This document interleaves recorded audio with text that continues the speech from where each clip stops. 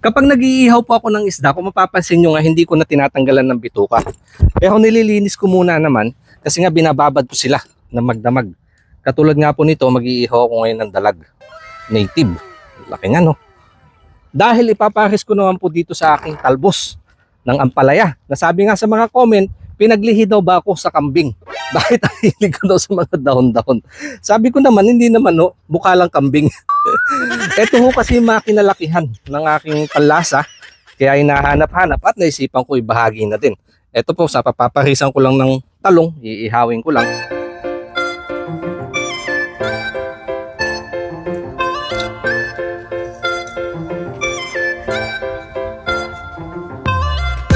Ito na po yung iniihaw kong dalag. Ganito ako pa nag-ihaw. Dapat dahan-dahan lang para maganda talagang pagkaluto. At iin-inin ko pa to. Diyan lang muna yan. Habang isasabay ko naman ng pagluluto, doon na ako sa loob maglalaga nitong talbos ng ligaw ng palaya para hindi na ako magpapabaga. A few moments later. Ito na po yung nalaga kong talbos. Hindi ko na nilahat. Masyado madami. Uy.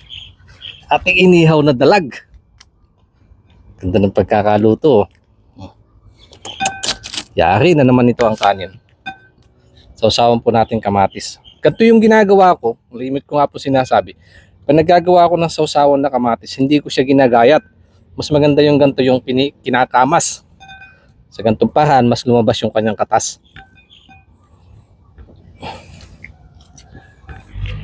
Saka, lagi natin kasamang sausawan, bagoong. Hindi po masyadong maalat yan ha. Game na, game na, game na. Tanggalin na natin sa tusok to. Dede, kain na tayo. Pray tayo, pray. Pray muna tayo. Maraming salamat Mama sa biyaya na sa aming harapan. Hinalalawit po na namin ito. Ito'y basbasan. Upang sa ganun magsilbing lakas sa aming pangatawan. In Jesus' name. Amen. Kain na. Upot.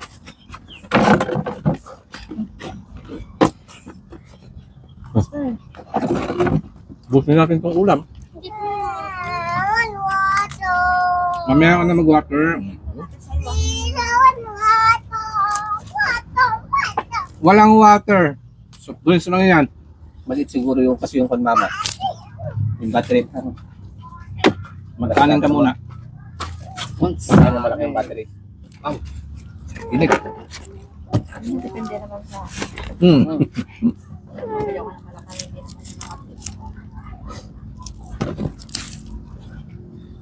matagal na yun? Pandemic pa? Bago pa? Mainit yung laman.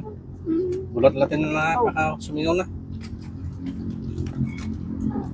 Gusto na. Ayan na.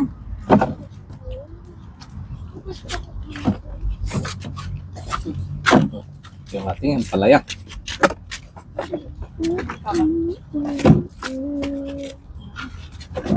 So kasi yung ganyan yung medyo pinupunit-punit muna yung tatapos niya.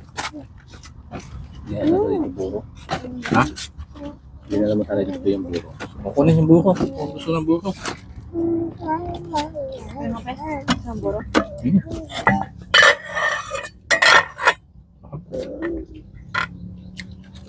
Sarap na naman.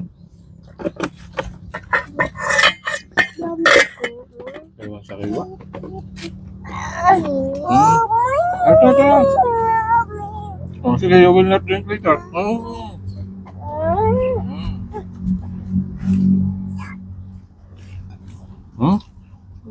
Bakit? What's hot? Yun o. Dapat nakatagad yan. Naganis ko ng log na lang.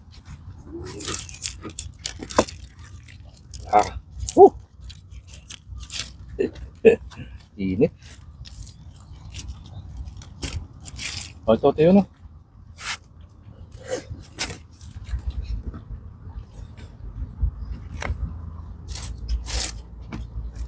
Yeah.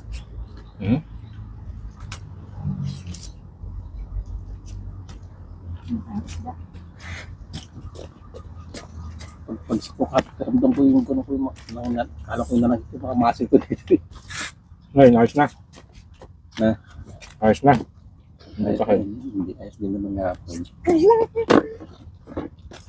Okay, pre. Pag tamasaya sa'yo. Pala yung... Sige, wala tayo. Kasi yung nararamdaman ko pagpag. Pero nung unang araw, hindi ganito eh. Pero pag yun na minasaya ko ng ginamitan ng oil, yan din pakaramdam eh.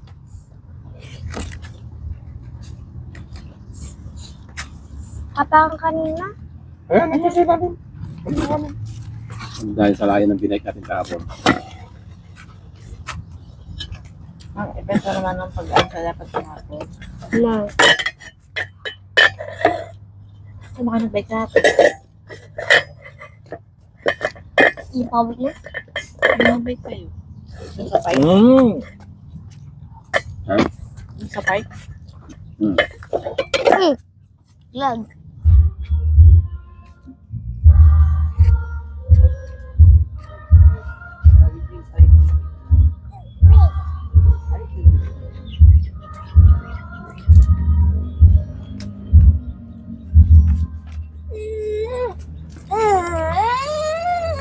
Ibang pag siya.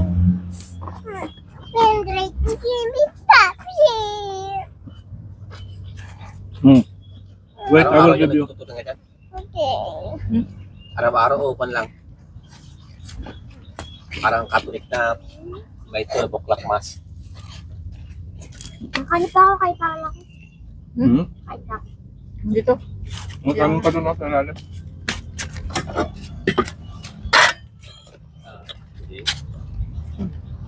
Eh, bilang isda. Ano siya daw? Ah,